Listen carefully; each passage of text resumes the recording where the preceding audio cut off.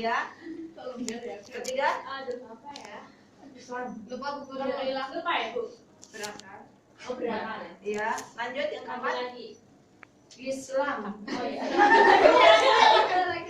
Dan tepuk tangan untuk Bambi. Kita biasanya ke samping, masa nggak dihukum?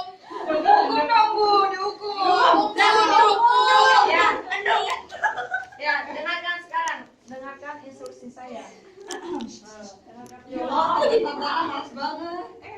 Pengertian wali nikah yaitu seorang perempuan yang dinikahi.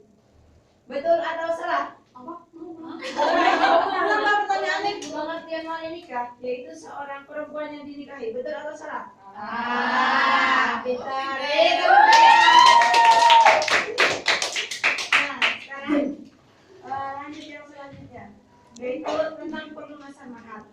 Nah, tadi saya jelaskan mengenai pelunasan mahar, yaitu mahar yang dibayar secara tunai itu boleh